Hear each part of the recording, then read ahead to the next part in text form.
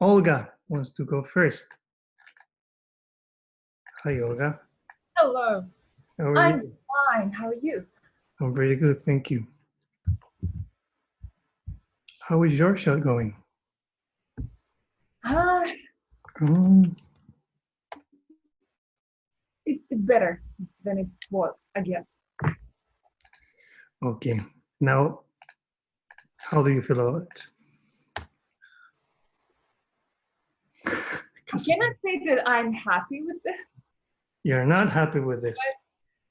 Hopefully, I'm getting closer to being happy about it. Okay. Can you tell why you're not happy?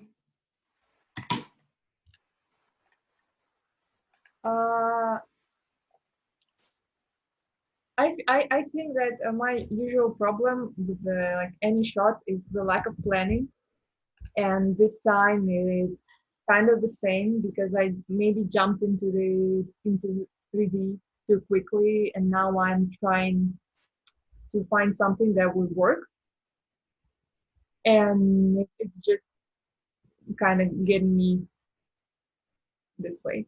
Yeah, so uh, this is the version of the reading scene, and I have added some poses and tried to rework some of those.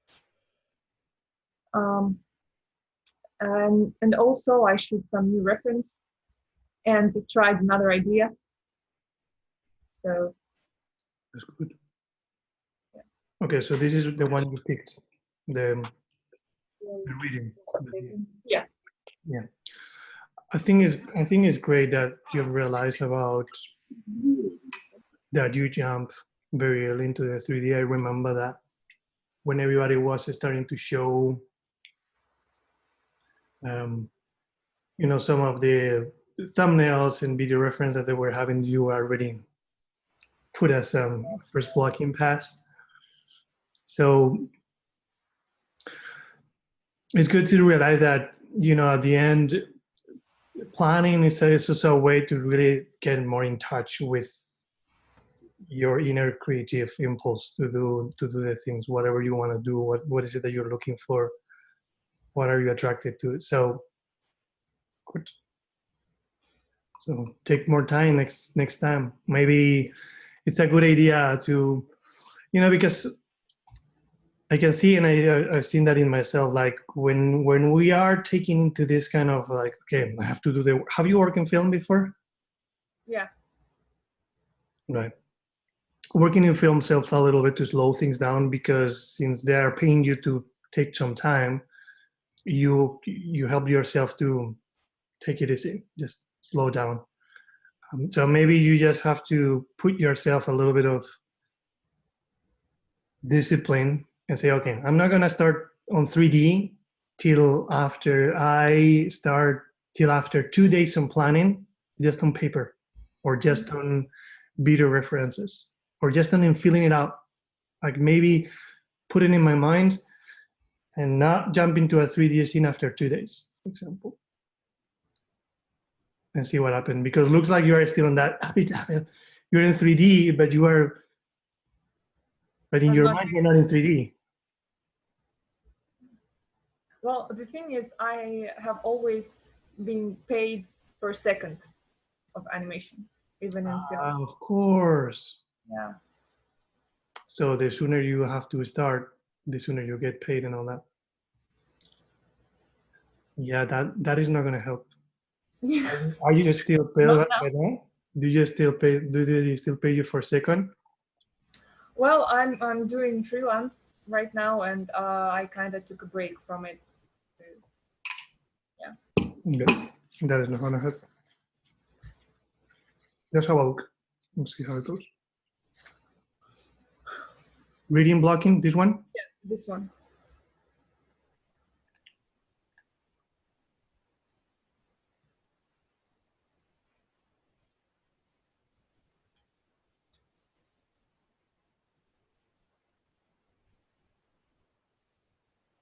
Nice. Very nice.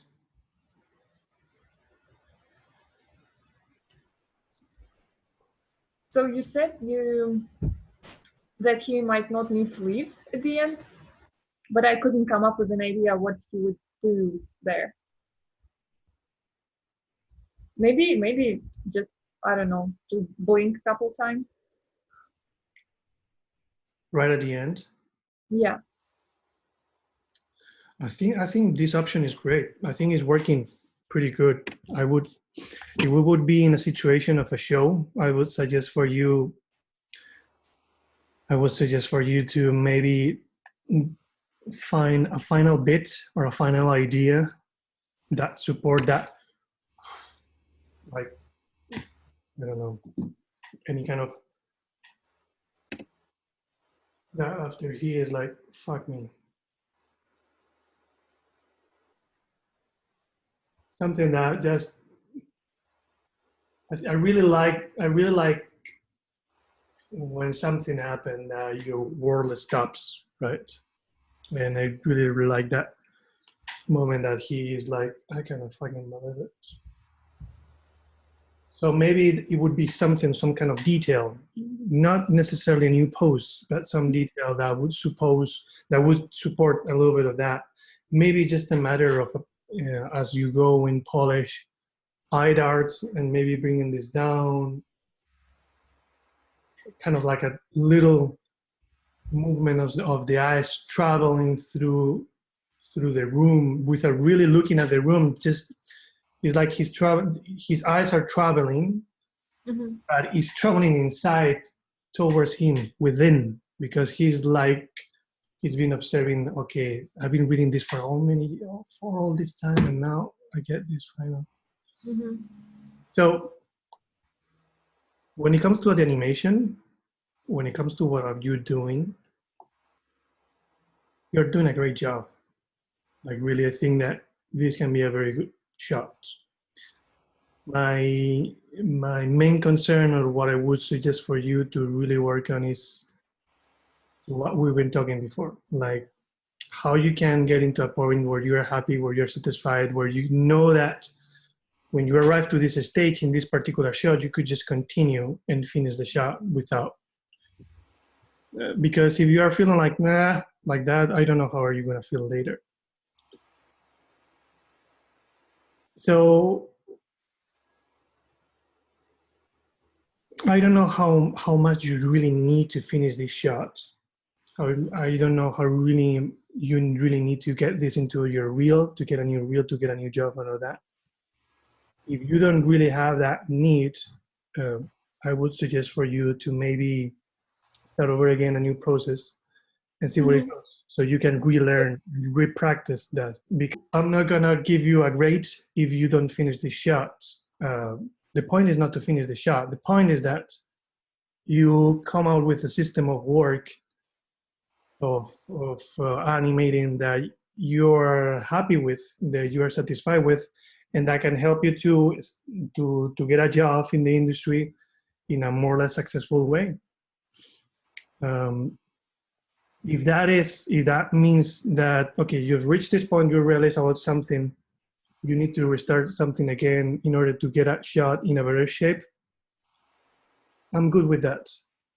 If you feel like, I'm good with that, I can practice that in the next shot, and you want to finish the shot or whatever the shot you choose, you can also do it. Okay. But what I've seen so far in your work is that you're good posing. You're transmitting, you're telling the communication, you're telling the information that you have to tell, you're telling it good. I feel it. I can really feel that what is happening into the character, you're transmitting properly. So when it comes to practical animation or technical animation, you're on the right path. Maybe the thing is how to get there. So